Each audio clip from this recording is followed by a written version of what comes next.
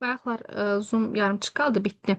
Təkrar təklikdə oyundan başlayaq bir dənə deməyə. Baxın, təklikdə oyun dedik ki, 0-2 yaş arasını əhatə edir. Burada uşaq 5 duyğu orqanının inkişafına, uşağın yəni 5 duyğu orqanının inkişafına səbəb olur. Yəni səbəb olacaq fəaliyyətlərlə məşğul olur. Müxtəlif tekstural oyuncaqlarla duyğu və motor bacarıqlarının inkişafı olur. Yəni bayaqlar dedim ki, burada körpəsi olan, evdə uşağı olan, yaxınının qohumu uşağı olan görmüş olar ki, uşaq adətən 6, 7 ay, 8, 9 ay bu dönəmlərdə, yəni ən çox da iməhləyən dönəmlərdə uşaq baxırsan ki, əlinə nə keçir, oyuncaq falan başlayır ağzına aparmağa. Yəni burada ağız suyu falan olur da. Bu, yəni onun duyğu orqanından söhbət gedir. Bu təklikdə oyundur. Yəni burada dedik ki, bir növ, yəni manipulyasiv belə deyim də oyun növüdür. Ən çox 0-2 yaş arasını əhatə edir. Burada açar söz kimi dedik sensor, hərəki, duyğu, qavrama, təklikdə araşdıraraq uşağın özünün tədqiqat araşdırma yolu ilə oynamasıdır. Baxın, təklikdə oyun sensor, hərəki, duyğu, qavrama, təklikdə araşdıraraq uşağın özünün dedik ki, tədqiqat araşdırma yolu ilə oynamasıdır. Bu oldu təklikdə oyun 0-2 yaş. Paralel oyun 2-4 yaş. Burada dedik ki, uşaqlar eyni mühitdə, eyni yerdə, baxın, mühit eyni olur, yer eyni olur, oyun eyni olur, amma fəaliyyətləri belə deyim də, fəaliyyətlər yəni fərqli olur. Amma fərqli fəaliyyətlərlə məşğul. Yəni bu dövrdə konflikt yarana bilər. Burada uşaqlar yanaşı oynayır, eyni materiallarla oynayır.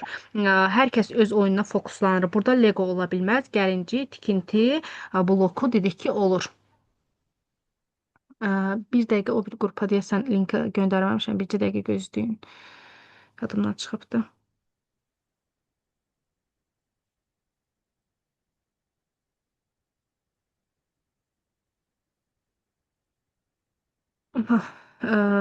Demək, bura qədər o bir müəllimlər də gəlsin. Bir dənə deyim təzədən.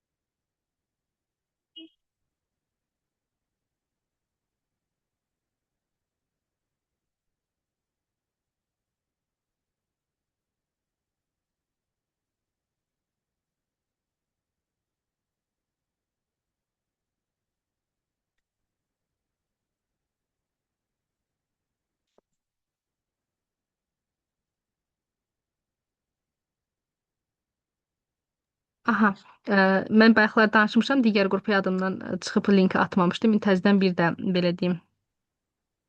Aha, indi bayaqdan bir də təkrar deyim. Gülmürə müəllimə, mən bir dənə işte qrupa məncə sizə əlavə eləmişəm və ora link atmışam. Niyə oradan girməmişdiniz? Yəqin yadınızdan çıxıb. Tamam. İndi gəlin bir daha deyək. Təklikdə oyun 0-2 yaş arası dedik ki, uşaqlarda olur. Burada uşaq 5 duyğu orqanının inkişafına səbəb olacaq fəaliyyətlərlə məşğul olur. Müxtəlif tekstural oyuncaqlarla duyğu və motor bacarıqlarının inkişafı olur. Burada səsli oyuncaqlar olur, güzgü ilə oyun olur. Güzgüyə yəni baxaraq özünü tanıyır. Təklikdə oyun dedik ki, sensor, hərəki, duyğu, qavrama, təklikdə araşdıraraq uşağın özünün tədqiqat araşdırma yolu ilə oynamasıdır. Sonra gəlir paralel oyun. Paralel oyun dedik 2-4 yaş uşaqlar burada dedik ki, eyni mühitdə, eyni yerdə görünə bilirlər, amma fərqli fəaliyyətlərlə məşğul olurlar. Baxın, mühit eyni olur, yer eyni olur. Amma fərqli fəaliyyətlərlə məşğul olurlar. Yəni eyni məkan, müstəqil şəkildə fəaliyyət, eyni material, müşahidə və təqlid burada mümkündür. Bu dövrdə dedik ki, konflikt yarana bilər.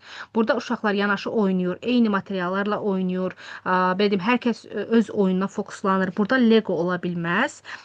Gəlinci, tikinti bloku olar. Bu oldu bizim paralel oyun. Növbəti gəlir paralel oyun 2-4 yaş əhatə edir. Yadınızda saxlayın. Təklikdə oyun 0-2 yaş. Növbəti gəlir əməkdaşlıq oyunu. Əməkdaşlıq oyunu isə bizdir ki, 3-4 yaş. Burada rəqabət olmamalıdır. Belə deyim, hər kəs öz fəaliyyəti olmamalıdır. Hamının məqsədi bir olmalıdır. Burada biz dedik ki, məqsəd nə oynayır deyil, necə oynayır. Burada komanda işi, ümumi məqsəd, bir hədəf var. Baxın, komanda işi olur, ümumi məqsəd, bir hədəf. Bayaqlarda dedim, inkişaf sahələrində biz sosial, məsələn, inkişaf sahəmizdən keçmişik ki, orada yəni kollektivçilikdən söhbət gedirdi, uşaqların bir-birinə ünsiyyətdən, belə deyim, əlaqəsindən, ünsiyyət qurmasından söhbət gedirdi. Yəni artıq burada da biz görürsüz, yəni bir əməkdaşlıq olur da, burada bir kollektivçilik olur. Yəni kollektivlə bağlı, əməkdaşlıqla bağlı bir şey gördükdə bunu əməkdaşlıq oyunları götürürsüz. Yəni açar söz kimi dedik ki, burada komanda işi, ümumi məqsəd, bir hədəf. Yəni bir dənə hədəfləri olur, amma məqsəd də ümumi olur. Yəni hədəf bir, ümumi məqsəd. Sonra gəlir sərbəst oyunlar. Əməkdaşlıq oyunda 3-4 yaşı əhatə etdi. Sərbəst oyunlar isə burada biz baxın, mən bunu işləyən müəllimlər daha çox bilər deyim. Sərbəst oyunlar asudə vaxtlar üçün əsasən günün ikinci yarısında keçilir. Yəni bəzən olur ki, baxın, günün ikinci yarısında uşaq yuxudan durandan sonra artıq müəyyən qidanı falan yedikdən sonra, yəni belə deyim də məşğələ saat, yəni ümumiyyətlə bağça saatının bitənə qədər uşaqlar müəyyən oyunla oynayır ki, bu oyunu siz sərbəst oyunu ən çox onda istifadə edirsiniz. Burada uşaqlara adından məlum sərbəst oyun. Məsəl üçün deyirsən ki, oyuncaqları tökürsüz. Məsəl üçün deyək ki, oyuncaqlar olur, rəsm fəaliyyəti üçün onlar rəsm çəkmək üçün belə deyim də qələmlər olur, nəsə rəsmlər olur. Siz uşaqlara artıq deyirsiniz ki, burada kim hansı belə deyim fəaliyyətlə, kim hansı oyunla istəyirsə onunla məşğul olsun. Bu o demək deyil ki, mən oyuncaqları tökürəm, mən rəsmləri tökürəm, qələmləri, karandaşları tökürəm, topları tökürəm. Deyirəm ki, gedin oynayın. Bunların qabağına töküb gedib özüm çay içirəm, ya nə bilim nəsə edirəm. Bunları başlı-başına qoyuram. Belə şey yoxdur. Və yaxud da tökürəm özüm burada oturub telefonla oynayıram. Məsəl üçün də indi müasir dövrün reallığı. Amma belə bir şey olmur. Düzdür, mən deyirəm kim nə ilə istəyir oynasın. Tutalım ki, uşağın biri gedir plastilin götürür, nəsə düzəldir. Uşağın biri gedir oyuncaqları götürür, nəsə oynayır. Biri gedir məsəl üçün deyək ki, rəsm çəkir. Mən artıq gəlirəm, baxıram, deyirəm ki, məsəl üçün sən nə çəkirsən? Uşaq deyir ki, məsəl üçün mən götürmüşəm, alma çəkirəm. Deyirəm ki, hə, tamamla, gətir mənə göstər. Mən burada uşağa sanki ki, nəzarət eləyirəm da, belə deyim. Tək başına bəli müstəqil oynayır, amma artıq orada siz onu nəzarət edirsiniz. Yəni uşağa necə deyim, yəni orada artıq siz qəşəng eləmisən falan filan belə deyən sözlər, motivasiya yəni verə bilirsiniz də, sözlər deyə bilirsiniz. Yəni burada dedik ki, günün əsasən ikinci yarısında olur, asudə vaxta daha çox salınır. Burada yəni deyirəm ki, kimin belə deyim, ürəyin nə istəyir onunla oyna. Burada açar söz kimi sərbəst öz sözləri varsa bu sərbəst oyunlardır. Baxın, dedik ki, sərbəst öz sözləri varsa sərbəst oyunlara götürürük biz şeydə, sualda. Növbəti gəlir sens motor oyun. Baxın, sens motor. Burada motor sözü və sens bununla yadınızda saxlaya bilərsiniz. Burada nədir? Baxın, lamisə üzvü inkişaf edir. Toxunma vasitəsindən, görmə vasitəsindən, qum, su, plastilin, kinetik qumlar olur burada. Hərəkət və hissiyat eyni anda aktiv olur. Baxın, hərəkət və hissiyat. Ümumiyyətlə burada qum, su, plastilin, məsələn, şəkil vəziyyətində verə bilər. Uşaq məsəl üçün qumdan nəsə eləyir, barmaqları qumun içindədir. Görürsüz, orada motorika barmaqları da inkişaf edir. Və qum var. Ən çox imtahana, bunu keçəndə imtahana salmışlar. Bunu ən çox imtahana salanda orada quma ya suya aid bir şey, belə deyim də, situasiyada bir ipucu olur. Bir dəfə onu bir ili şəkil vasitəsilə salmışlar. Qum suyu elə demək olar ki, orada uşaq qumla suyla nəsə düzəldirdi. O vəziyyətdə qoymuşdu. Bir də var ki, nəsə bir situasiya verir, amma onun içində qumdan ya sudan söhbət gedir. Artıq belə deyim, bu olur sens motor oyun. Yəni bunu qum, belə deyim, su ilə avtomatik yadınızda saxlayırsınız. Həmçinin sens motor oyununa mən nümunələr deyim. Baxın, plastilini deyim ki, yoğuraraq forma yaradır. Məsələn, bu uşaq vaxtı çoxlarınızda da olub, indi uşaqlarda da olub. Tutalım ki, plastilini götürür, deyir ki, hər hansısa bir, məsələn, tort bişirirəm, tort düzəldirəm. Bunu plastilindən çox, daha doğrusu, belə deyim də, torpaqdan falan palçıqdan eləyirdilər əvvəllər. Burada da nə qumdan, yəni söhbət gedir də. İndi yəni bu qumu, belə deyim də, plastilinlə eləmək olar, əvəz, belə deyim, eləmək olar. Yəni plastilinlə yoğuraraq forma dedik ki, yaratmaq sens motor oyununa nümunə ola bilər. Sonra su və qumda əllə qarışdırma və hiss etmə, toxunma, görmə və hərəkət hisslərinin birlikdə işləmə, belə deyim, birlikdə işləməsidir. Əşyaların teksturasını araşdıraraq, belə deyim, kəşf edib. Əşyaların teksturasını araşdıraraq deyirik ki, hissələrin kəşfidir. Bu olur, kimsə bayaq nəsə yazmışdı Lego ilə bağlı, bir dəqiqə baxım. Demək, Lego hardasa gördüm. Kimsə mənə sual verdi, səhv eləmirəmsə. Hə, Gülmürə müəllim yazıb ki, Lego nədir? Lego bilirsiniz nədir? Elə bil ki, bir-birinə keçən rəngli, belə deyim, oyuncaqlar, plastik da, plasmas şəklində olan bir-birinə keçən rəngli oyuncaqlar olur. Yəni plastik bir növ necə deyim, kərpic falan ola bilər belə. Oyuncaq. Bunu çox görmüsünüz. Yəni evdə uşaqlarda da olur, məncə bağçada da olur. Yəni belə üst-üstə kubik kimi keçirik, evlər falan tikirik. Baxın oldu. Məndə evdə uşaqda var, şəklini çəkib ataram əgər başa düşmədiniz istəyirsinizsə. Hə. Sonra biz danışdıq. İndi biz sens motor oyunlarından və indi keçirik.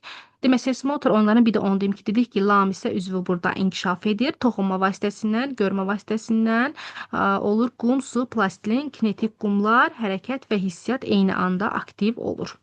Növbəti gəlir konstruktor oyun. Konstruktor oyun nədir? Baxın, konstruktor oyunda biz deyirik ki, tikinti materialı oyunlarıdır. Burada qaraj, ev qururlar, uşaqlar içəridə, yanında. Bayaqlar biz əvvəldə yadınıza gəlir, mən tikinti oyunlarda nə demişdik?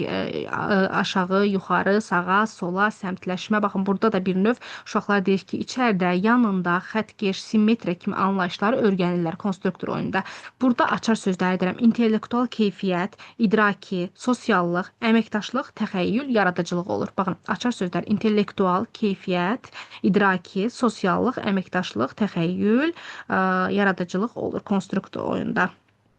Demək, konstruktor dedik ki, tikinti materialı oyunlarıdır. Qaraj, ev qururlar, uşaqlar içəridə, yanında, xəttkeş, simmetriya kimi anlayışları öyrənir. Burada əslində yaş məhdudiyyəti başda olmur, amma ən çox bunu belə deyim ki, orta qrupda falan uşaqlar 3 yaşından daha rahat oynaya bilər. Yəni artıq deyim ki, baxın, deyirik ki, qaraj, ev, tikinti materialı oyunlardır. Yəni burada qaraj qururlar, ev qururlar uşaqlar. Yəni məntiqlə düşünəndə, yəni bunu belə deyim də, məntiqlə belə düşünək ki, deyək ki, misal üçün da sən gətir 2 yaşında uşağa denən ki, al götür bundan ev tikə bilər, xeyr tikə bilməz. Yəni hardasa bu orta qrup, böyük qrup üçün daha, yəni burada da daha çox biraz insan beyni məntiqi mən deyərdim ki, işləyir.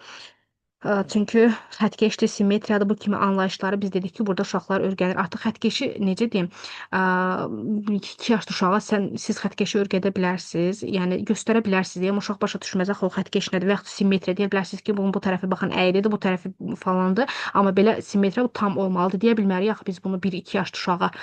Hətta deyərdim ki, orta qrupunda tam 3 yaşı hələ yeni tamam olmuş uşaq üçün də biraz belə qəliz gələr. Düzdür, vermək olar məncə orta qrupa, amma məncə hələ onun üçün də biraz qəliz gələr. Prosta ki, bunu artıq böyük qrupda daha çox dərk eləyər. Orta qrupda da, yəni uşaq bilirsiniz də, orta qrupa uşaq götürəndə 3-4 yaşdan söhbət gedir. Yəni orada sən orta qrupunda uşaq 3 yaş tamam olan uşaq da var, 3 yaş yarımlıq uşaq da var, yəni 3 yaş 6 aylıq belə deyim də, və yaxud 4 yaşa az qalmış olan uşaq da var. Yəni 4 yaşa az qalmış uşaq artıq xəttkeş burada simmetriya kimi anlayışlardan, yəni öyrənməsi ola bilər.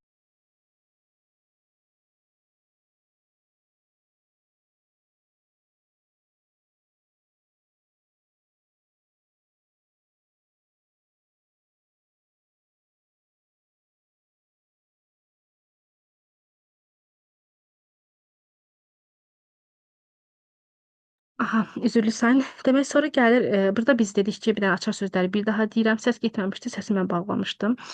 Sonra burada dedik ki, açar sözlər intellektual keyfiyyət, idraki, sosiallıq, əməkdaşlıq, təxəyyül, yaradıcılıq, konstruktor oyunda vacibdir.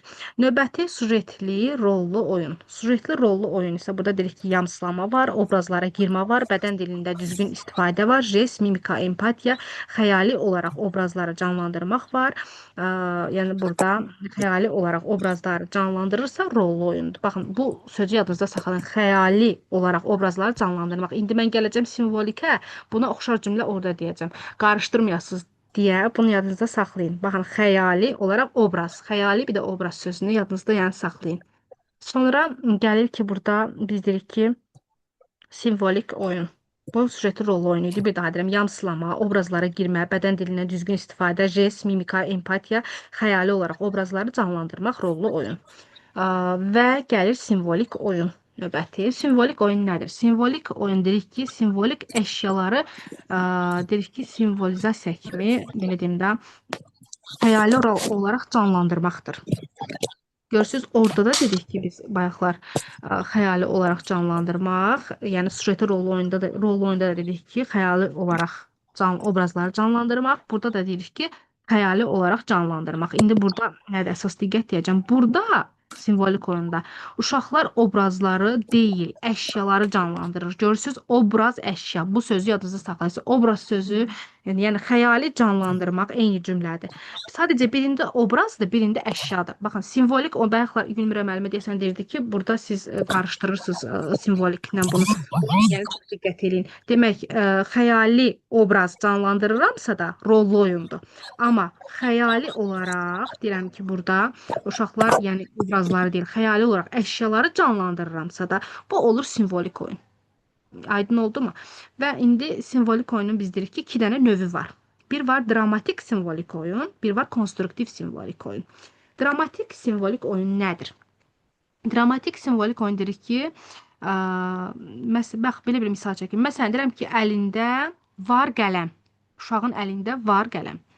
Deyirəm ki, qələm və bunu termometr kimi istifadə edir. Yəni, və yaxud da əlində var bir taxta olsun, bir qələm olsun, uşaq bunu götürür, termometr kimi istifadə edir. Yəni, bu olur dramatik simvolik oyun. Dramatik, belə deyim, əgər həkim obrazına girirəmsə, dramatik simvolik oyun.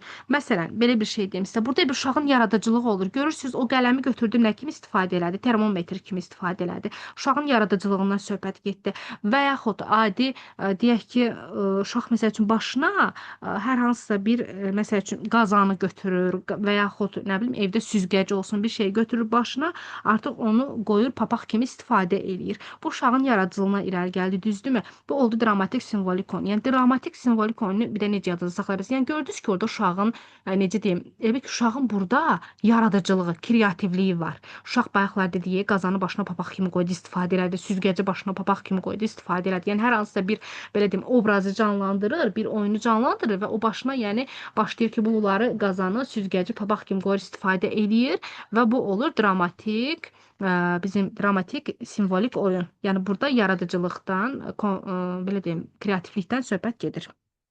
Bu belə. Bunun indi düsturunu deyirəm, istəyirsiniz özünüzə qeyd kimi götürə bilərsiniz. Onsuz dərsin kaydını atacağım, oradan da qulaq asıb götürə bilərsiniz. Yenə də istəyirsiniz götürə bilərsiniz. Burada olur. Elə bir ki, simvolik üstəgələk rollu oyun. Bərabər də olur dramatik simvolik. Yəni, baxın, simvolik oyun üstəgələk rollu oyun bərabər də olur dramatik simvolik. Bir dəqiqə.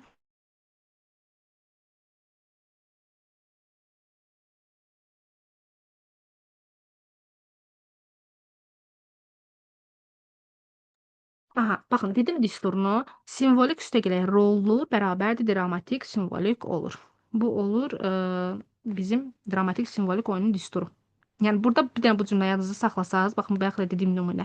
Məsələn, başına süzgəci qoyur, özünü sürücü kimi, belə deyim də, aparır, yəni nəsə bir rolunda aparırdı. Artıq bu başına qazanımı qoydu, bir evdə nəsə, məsəl üçün də bir əşyanı götürdü, başına qoydu, papaq kimi istifadə elədi da, yaradıcılıq, kreativlik. Yəni, avtomatik bunu görsəniz, siz yadınızda bunu saxlasanız, yəni bütün situasiyada deyim ki, tapa biləcəksiniz dramatik simvolik oyunu. Burada həmçinin sosial vəziyyətlərin xəyali canlandırılmasıdır. Baxın, sosial vəziyyətlərin xəyali canlandırılması. Bu oldu dramatik simvolik oyun. Gəlir konstruktiv simvolik oyun. Burada uşaq deyirəm ki, kağızdan gəmi düzəldir. Obyektlərdən yeni formalar və strukturlar yaratmaq, materiallardan obyektə və strukturların yaradılmasıdır. Materialları deyirəm ki, burada xəyali formalar yaratmaq üçün istifadə etməkdir. Bunun düsturu isə olur simvolik, üstəgələk konstruktiv, üstəgələk dedik ki,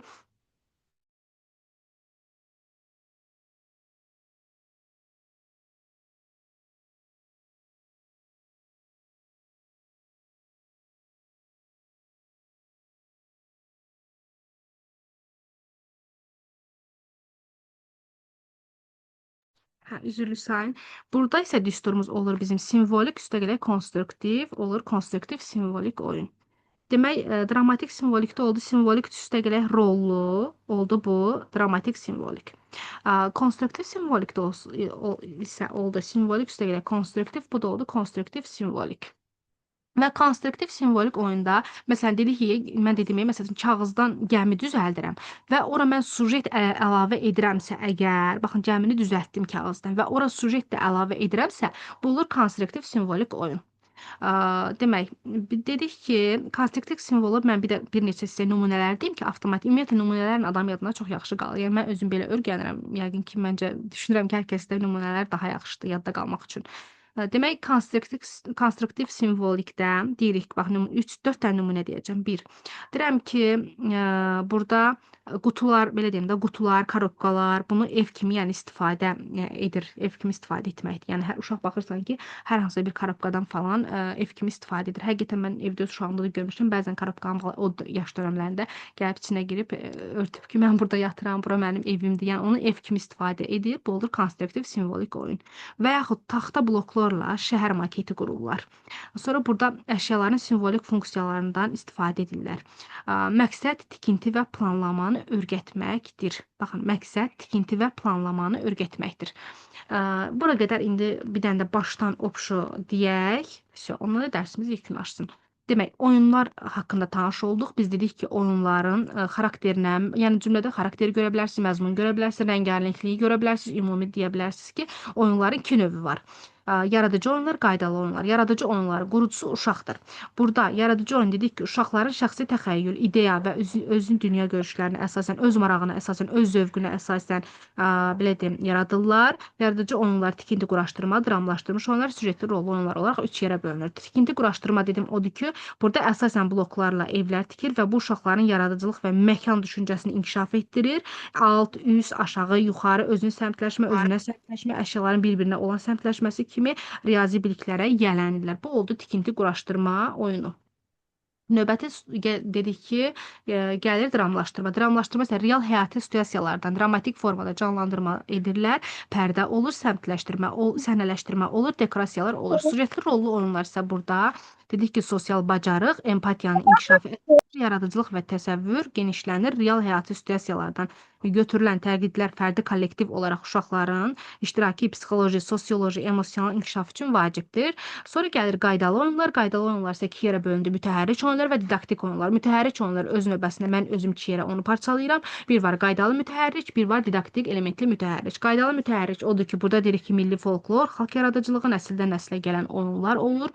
Məsələn, bənövşə, gizlənparç, 5 daş buna misal ola bilər. Didaktik elementli mütəhərrik oyun isə dedik ki, burada yəni uşaqlar qaçma, tutma oyun oynasa da burada mütləq ad deyirlər. Məsəl üçün burada dedik ki, biz yəni əvvəlində zehnlə, idrakla bağlı bir söz görsək hərəkətin bunu götürür didaktik elementli mütəhərrik oyun. Didaktik oyun isə öyrədici oyundur. Zehni, diqqəti, təfəkkürü inkişaf etdirir. 3 əsas növü var didaktik oyunun. Oyuncaqlarla oyun, şifahi və sözlü oyunlar, stolsuz çap oyunları. Oyuncaqlarla oyun dedik ki, burada uşaqların idraki inkişafı həm də motor bacarıqları formalaşır. 1-3 yaş uşaqlar üçün daha çox istifadə olunur.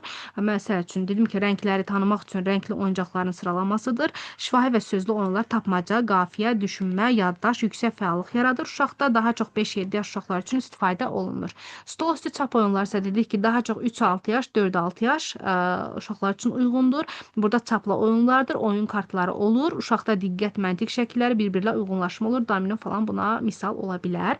Təklikdə oyun 0-2 yaş arası uşaqlar üçün xarakterikdir. Burada uşaq 5 duyğu orqanı ilə inkişafına səbəb olacaq fəaliyyətlərlə məşğul olur. Müxtəlif teksturalı oyuncaqlarla duyğu və motor bacarıqların inkişafı olur. Səsli oyuncaq, güzgü ilə oyun, yəni güzgüyə baxır, özünü tanıyır. Buna misal ola bilər. Tək oyun burada sensor, hərəki, duyğu, qavrama, təklikdə araşdıraraq uşağın özünün tədqiqat araşdırması yolu ilə oynamasıdır. Paralel oyun 2-4 yaş uşaqlar dedik ki, eyni mühitdə, eyni yerdə görünə bilərlər, amma fərqli fəaliyyətlərlə məşğul olurlar. Bu dönəmdə dedik ki, konflikt yarana bilər. Burada uşaqlar yanaşı oynayır, eyni materiallarla oynayır. Hər kəs öz oyununa fokuslanır. Burada Lego ola bilməz, gəlincik tikinti bloku olar. Yəni 2 yaşda başlayır. Burada dedik ki, biz 3-4 yaşa qədər davam edir. Çox az sosial əlaqəyə malikdirlər. Uşaqların sosial cəhətdən kooperativ və əməkdaşlıq oyun növünə keçid kimi qiymətləndirilir. Baxın, bu cümlə bayaqlar unutmuşdum deməyi. Bu testlərdə bəzən qabağımıza çıxır. Kooperativ və əməkdaşlıq dedik ki, oyun növünə keçid kimi qiymətləndirilir. qiymətləndirilir. Bunu görsəz, paralel oyunlar götürürsünüz. Uşaqların sosial cəhətdən kooperativ və əməkdaşlıq oyun növünə keçid kimi qiymətləndirirlər. Sonra gəlir bizim əməkdaşlıqla oyun 3-4 yaşı əhatə edir. Burada rəqabət olmamalıdır. Hər kəs öz fəaliyyəti belə deyim olmamalıdır. Hamının məqsədi bir olmalıdır. Burada məqsəd nə oynayır deyil, necə oynayır. Burada komanda işi, ümumi məqsəd bir hədəf olur. Sərbəst oyunlar isə günün ikinci yarısında olur. Ürəyin nə istəyir, onunla oyna. Sərbəst öz sözləri olur. Bayaqlarda dedim ki, məsəl üçün kim istəyir oyuncaqla oynayır, kim istəyir rəsm çəkir, kim istəyir plastinlə oynayır, kim istəyir gəlinciklə oynayır. Amma burada yəni uşağı başlı başına nəzarətsiz qoymuruq. Yəni oyuncaq kim nə istəyir get oyna deyə mən də gedib çay içmirəm, ya telefondan oynamıram, ya gedib iş yoldaşımla söhbət eləmirəm və s. Yəni burada əslində mən baxıram ki, kimsə məsəl üçün oyuncaqdan ev tikir, deyirəm ki, sən nə tikirsən? Deyir ki, ev tikirəm. Deyirəm ki, düzəlt, gətir mənə göstər. Və yaxud kimsə nəsə çəkir, deyirəm ki, onu çək, gətir mənə göstər. Yəni burada bir növ nəzarətsiz qoymursan, sadəcə olaraq yəni uşağın ec istəyinə önəm versin ki, uşaq nə istəyir, ondan oynayır. Günün əsasən ikinci yarısında asudə vaxtda olur. Sensmotor oyun var ki, lamisə üzvü inkişaf edir, toxunma vasitəsindən, görmə vasitəsindən qum, su, plastilin, kinetik qumlar, hərəkət və hissiyat eyni anda aktiv olur. Burada konstruktor oyunlar var ki, dedik ki, tikinti materialı oyunlardır, qaraj, ev qururlar, uşaqlar içəridə, yanında xəttkeş, simmetriya kimi anlayışlar öyrənirlər. İntellektual keyfiyyət, idraki, sosiallıq, əməkdaşlıq, təxəyyül, yaradıcılıq olur burada. Sujetli rollu oyunlarsa yamslama, obrazlara girmə, bədən dilindən düzgün istifadə, jest, mimika, empatiya, xəyali olaraq obrazları canlandırmaq rollu oyun da olur. Deyirəm ki, sonra simvolik oyunda deyirəm ki, gündəlik əşyaları fərqli mənada istifadə edirlər. Bayaqlar dedim ki, süzgəci məsəl üçün başına papaq kimi qoyub istifadə edir və yaxud qazanı başına papaq kimi qoyub istifadə edir. Bu olur simvolik oyun. Simvolik oyun, dedik ki, əşyaları simvolizasiya kimi xəyali olaraq canlandırmaqdır. Burada uşaqlar obrazları deyil, əşyaları canlandırır. İki növü var, dramatik simvolik oyun və konstruktiv simvolik oyun. Dramatik simvolik oyun dedik ki, məsələn, əlində var qələm və bunu termometr kimi istifadə edir. Əgər həkim obrazına girirəmsə, dramatik simvolik oyundur. Məsələn, başıma süzgəc deyirəm ki, yəni həkim obrazına girirəm və əlində tutduğu qələmi termometr kimi istifadə edir. Bu bunun artıq belə deyim də yaradıcılığıdır. Yəni bu olur dramatik simvolik oyun. Məsələn, başına deyirəm ki, qazanı və yaxud süzgəci papaq kimi qoyur, sürücülük edir də. Yəni bu olur dramatik simvolik oyun. Bunun düsturu olur simvolik üstəgələ rollu bərabər dramatik simvolik. Konstruktiv simvolik isə burada uşaq kağızdan gəmi düzəldir və obyektlərdən yeni formalar və strukturlar yaratmaq, materiallardan obyekt və strukturların yaradılmasıdır. Materialları xəyali formalar yaratmaq üçün istifadə etməkdir. Simvolik üstəgələ konstruktiv simvolik olur. Bu onun düsturudur. Konstruktiv simvolikdə deyirəm ki, məsələn, kağızdan gəmi düzəldirəm və ora sujet əlavə edirəmsə, bu olur konstruktiv simvolik. Sonra deyirəm ki, burada bir neçə nümunə dedik ki, məsəl üçün qutular deyirəm ki, ev kimi istifadə edir. Taxta bloklarla şəhər maketi qururlar. Əşyaların simvolik funksiyasını istifadə edirlər. Məqsəd tikinti və planlamanı öyrətməkdir. İkinci dəfə təkrar gedəndə sürətli danışdım vaxta görə. Məncə, yəni hər şey dedim, unutduğum heç bir şey olmadı. Kiməsə nəsə qaranlıq qaldı mı, dərsimiz xoşunuza gəldi mi, irad və təkliflərinizi deyə bilərsiniz. İncimirəm, nə səhviniz, yəni nə belə deyim, əlavə təklifiniz varsa deyin, mən də dəyərləndirərəm gələn dəfə üçün. Çox sağ olun müəllimə, çox gözəl dərs keçmişsiniz. Təşəkkür edirik sizə. Buyurun. Müəllimə. Gələn dəfə dərs pulsuz qrup üçün də atacam. Düşünmüşəm ki, psixoprosesləri keçim. Yenə də yəni qrupa, ya indi belə də deyə bilərsiniz, qrupa da fikrinizi yaza bilərsiniz. Sizə hansı, yəni pulsuz qrup üçün deyirəm də, sizə hansı mövzu çətindirsə deyərsiniz, mən onu sizin üçün hazırlayıb gələn dəfə keçərəm. Mən tiki təfəkkür, bədii təfəkkür. Bu sizin pullu qrupunuzdur da, ödənişli da yəni. Bu mənim əslində ödənişli bir dərsimdir. Sadəcə olaraq mən bəzi müəllimləri bura daimi olaraq ödənişli qrupuma, bu böyük qrup deyil, kiçik qrupdur, ödənişli qrupuma əlavə eləmişəm öz istəyimdən, yəni kömək məqsədindən. Amma ki, pulsuz qrupumda da belə deyim, düşündüm ki, yəni buradakı müəllimlər də ən azından ödənişli qrupunda müəllimlərə test, PDF, müəyyən daha çox dəstək olacağam. Amma ki, Amma ki pulsuz qrupumda da düşünmüşəm ki, bir dəqiqə buradan səsdən. Hə, amma ki pulsuz qrupumda da yəni düşünmüşəm ki, ən azından hər belə deyim, həftədə 2 dəfə də olmasa, azı həftədə bir dəfə sizlər üçün, yəni bu həftə söz verirəm sizlər üçün 2 dəfə, yəni pulsuz qrupa neçə dərs keçəcəm, onu atacağam. Amma qalan həftələrdə də hər həftə azı bir dəfə sizlər üçün el olacaq, 2 dəfə də olacaq. Yəni belə olacaq, bəlkə live başqa bir gündə, yəni liboy bir saatda yazacağam, başqa bir mövzu, yəni sizə izah eləyəcəm. Yəni həftədə bir dəfə 100% söz verirəm, azı pulsuz qrup üçün dərs keçəcəm. Amma prosta ki, gələn belə deyim, dərs başdan ayağa, yəni ödənişli qrupun dərsidir. Gələn həftə deyəndə bu həftədir əslində. Yəni üzümüzə gələn həftə olacaq da. İndi günü əvvəldən təyin edeyim deyəcəm. Yəni mövzu mən psixi proseslər düşünmüşəm. Desəz ki, o mövzu bizə asandır. Yəni sizin istəyinizdən hər hansı mövzu istəyirsinizsə o olsun. Məntiqi, Mən o mövzu üzrə eləyərəm. məntiqi təfəkkür, bədii təfəkkür olsa yaxşı olardı, yəni. Aha, Zəhmət mən ümumiyyətlə deyilsizsə. psixi prosesləri keçsəm, düşünmüşəm ki, onun içində təfəkkür və təfəkkürün növlərini onu da keçəcəm də, yəni ikisini birləşdirib keçəcəm. Tamam Çox olsun sağ mənim. olun. Çox sağ olun. Yenə də yəni hansı mövzu çətindirsə onu da deyə bilərsiniz. Mən onu düşünmüşəm, yəni keçməyə gələn dəfə. Çok sağ olun hanım. Elə Allah. Onu da keçərsiniz inşallah. Aha. İndi gecə də çatırsam bu gecə belə eləyəcəm. Əlavə belə deyim, suallar yerləşdirəcəm qrupa. Yəni ola bilsin ki, qarşılıq keçmədiyimdən falan da olsun. İndi məlumatlısınız da, bilirəm ki, nə vaxtdan da hamınız hazırlaşırsınız. Prosta ki, çalışacağım bu dərsdən də, yəni sizə əlavə şey eləyim. Sual. Onsuz da ki, burada nə deyir? Emilia Waldorf Montessori bunu növbət dəfə keçəcəm, narahat olmayın. Prosta psixi prosesləri niyə düşünmüşəm müəllimə? Yəni psixi proseslərdən imtahana hər il düşür, özü də çox, yəni az düşmür da, belə deyim, çox düşür. Suallar özünüz bilirsiniz da, yəni və həmişə də çaşdırıcı olur. Yəni mən belə seçmişəm ki, pulsuz qrupum üçün keçdiyim müəllimləri üçün də, yəni elə suallar keçim ki, elə mövzular keçim ki, ən azından orada belə deyim, çox suallar düşən mövzulardan da, əsas mövzulardan keçim ona görə. Çok sağ olun hanım. Çok sağ olun. Burada çox Çox bir, sağ olun müəllimə, bir neçə təşəkkür nəfər mənə edirəm. şəxsidə də soruşur. Burada da yazıblar ki, metodik və s. Mən valla özüm heç kitab çıxartmıram, bilmirəm. Bəlkə gələcəkdə bilmirəm da, bilmirəm. Bəlkə əslində kitab çıxartmaq çox asan bir şeydir. Məndə də o qədər evdə əlimdə belə deyim yazılı dolu PDF-lər var ki, onu aparıb verirsən çap printer yerinə. Sənin üçün yəni elə baha da deyil də. Səhifəni 1 qəpikdən çıxardan yeri var, 3 qəpikdən çıxardan yeri hazırlayır və maksimum o mənim üstümə belə deyim gəlir 10 manata, maksimum 15 manata gəlir və mən bunu başlayıram satmağa. Heç olmasa 30, 35 və yaxud 25 manata və burada qazanan kim olur? Mən oluram. Düşünün ki, yəni mənim kitabımın qiyməti 25 manatdırsa, 10 manat ora mən sərmayə qoymuşamsa da bir müəllimdən 15 manat gəlir. Yəni düşünün ki, bunu bir 200 nəfər müəllim alsa, mən nə qədər xeyir tuturam da. Amma əslində mən valla kimisə kitabından oxudum, bu kitabdan oxudum. Kitablar oxumağı məsləhət görmürəm. Bilirsiniz niyə? Baxın, bizə AYT 54 səhifəli vəsait verir. Düzdür, orada çox qısaldılmış bir formadadır. Amma sizi inandırım ki, hər il imtahana düşəndə elə cümlələr olub ki, oradan bax qısa o cümlələrin içindən götürüb bir cümlə AYT-dən götürüb imtahana salıblar. Hansı ki, müəllimlər olub ki, belə əjdaha təlimçilərlə hazırlaşıb, söz yox, 100 bal yığıblar. Tutalım ki, həmin müəllim gedib 55 bal yığıb, əslində orada qalan 4 sualın birini də düz yaza bilərdi. Gəlib məsəl üçün deyir ki, mən bu sualı yəni görmədim. Bu necə ola bilər? Yoxdur. Mən bunu heç eşitməmişəm. Sonra gəlir açır baxır ki, AYT-in 54 səhifəlik belə deyim vəsaitində hardasa onu bizə təhsil institutu cümlələrin birinin içində verib. Çünki ondan oxumayıb bax artıq təlimçinin kitabından oxuyub. Bugünkü gün təlimçi kitabı çıxartmaq bir mən olum. Güya ki, mən beynimdən yazasıyam, onu yox. Güya ki, mən danışdıqlarım beynimdən danışdım.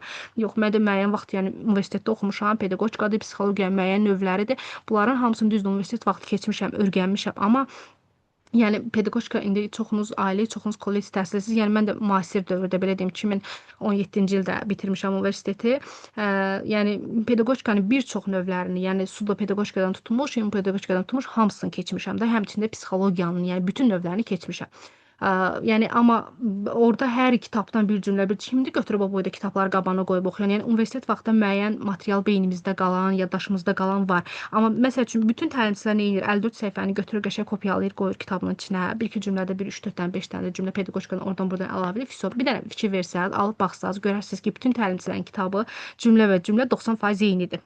Yəni hətta kimisi çıxa bilər o dərs bitibdir. Sadəcə burada müəllimə kitab soruşur, onu deyim. Bütün 90% eynidir. Yəni sadəcə pul itkisidir. Yəni demək istəyirəm ki, internet materiallarla doldum. Yəni vaxtınız varsa da, əgər belə deyim, mən indi danışdığım dərsimin çoxunu YouTube-a, mənim köhnədən də YouTube-da dərslərim var. Açıb qulaq asa bilərsiniz. Çoxunu yəni mən yükləmişəm YouTube-a. İndi də yükləyəcəm. Çox məsəl üçün götürüb oradan qulaq asıb dəftərə yazıb da oxuya bilərsiniz. Adətən adam qulaq asıb yazanda daha gözəl mənimsəyir, daha yaxşı yadında qalır. Mənim bir dənə müəlliməm var, 53 bal topladı keçən il MİQ-dən hazırladığım müəllimə. Burada bəzi müəllimlər də onu tanıyır. Xəyalə müəllimə var, Əlifnaz müəllimə var. Yəni Dilafruz adında müəllimədir. Hansı ki o müəllimə belə deyim, öz qrup yoldaşım olmuşdu. Onu da deyim. Yəni tez ailə qurmuşdu. Heç 4 il universitetə 4-cü kursda gəldi da, bir dənə universitetə gəlməmişdi. O heç MİQ-ə hazırlamağı düşünmürdü. Mən onu çox belə qaza gətirdim, hazırlaş. Dedi ki, mən necə hazırlaşacağam? Mən heç anlayışım yoxdur. MİQ imtahanda iştirak eləməmişəm. Heç bilmirəm imtahan necə olur. Heç mənim əlimdə materialım yoxdur. Heç bilmirəm nədən düşür, nədir. Təsəvvür eləyin ki, uşaqdır. Məsəl üçün məktəbə 4-cü sinifə bir dənə uşaq gəlir. Düşünün ki, bu heç 1-ci, 2-ci, 3-cü siniflərdə gəlməyib. A hərfini bilmir. Ana sözünü necə yazsın? Yəni bu müəllimə də siz təsəvvür edin ki, pedaqogikanın heç bir növünü paşda keçməmişdi, amma onu deyim ki, özü iradəli bir çalışqan müəllimə idi. Mən o qaza gətirdim, dedim ki, lazım gələrsə məni zəng vur da, həm də qrup yoldaşımdır, biz onunla yaxınıq. Mənə zəng vur, mən fərdi gecənin 3-də olsun, 4-də olsun, sənə səsli şəkildə danışacağam, izah eləyəcəm. Qaza gətirdim, axırı necə durdu, başladı, hazırlaşdısa, ona həm belə qrup şəklində, düzdür, 6-7 ay belə çox hazırlaşdıq, imtahan vaxtı uzandı ona görə. Mən yəni ona elə olub tək vaxtlarda zəng edib başa salmışam, öyrətmişəm. Hətta maddi baxımdan əlində pul belə yox idi material almağa. Ona dedim get otur, mənim səsimə qulaq as, yaz. Getdi o hətta otururdu, yazırdı, özü mənə dəftərlərini atırdı ki, bax nələr yazmışam. O getdi 53 bal topladı. Əslində 55 dənə düz yazmışdı. Prosto səhvləri 55 yox 54 səhvləri də vardı ona görə. Yəni hətta 53 oldu. Yəni onun ilk dəfə imtahanda iştirak etməsi, təsəvvür edin ki, əlifbanı bilməyən bir adam qısa bir vaxtda elə bir nəticə əldə etməsi, yəni böyük bir möcüzə idi. Yəni mən necə deyim, mən keçmiş ola bilərəm, izah eləmiş ola bilərəm, amma prosto burada əsas 50-50-dir da. 50% mən keçirəmsə 50% sən gedib öz üzərində işləməlisən. Nə test verirdim, eləyirdi. Nə verirdim, oxuyurdu. Sonra bir dənə əla müəlliməm var idi, Rəqsanə müəllimə. Vəbşi az müddətdə qoşulmuşdu. Kollec bitirmiş müəllimə idi, super da, yəni çox super. O da getdi 45 bal topladı. Yəni hansı müəllimə mən fikir verirəm, çalışır, hansı müəllimə gecənin ikisi, üçüdür mənə test atır ki, bu o. Mən baxıram ki, həmin müəllimlər həqiqətən imtahanda çox gözəl toplayır. Hə, indi vəsait ona gətirəm. Baxın, 53 bal toplayan müəlliməm, əlində heç bir kitabı olmayıb, əlində heç bir kopya PDF-si olmayıb. Sadəcə mən nə demişəm, o sözləri gedib dəftərə yazıb, oxuyub testini işləyib belə. Yəni demək istəyirəm ki, yəni pul bir yandan pulunuz cibinizdə qalsın. Onsuz da bütün internetlər PDF materiallarla doludur. Yükləyin birini oxuyun. Və yaxud da ki, o sizə azlıq eləyir. Mən istədiyim ki, mənim səsimdəki qayda qulaq asın, əlavə, yəni qısa heç bir material verməmişəm. Nə vermişəmsə oradan düşəcək. Buradan kənar heç nə düşməyəcək. Yəni gedib səsimə qulaq asıb qeydinizi götürə bilərsiniz. Belə, bu qədər. Elə 40 dəqiqənin də tamam olmağına 2 dəqiqə var. İnşallah gələn dəfə görüşərik. Gələn dəfə dərsin vaxtını, əvvəldən saatını, gününü deyəcəm. Gələn dəfə də fikirləşmişəm, psixi prosesləri keçəcəm. Əgər kimsə başqa mövzu istəyirsə, fikrini bildirə bilər. Yəni yaza bilər.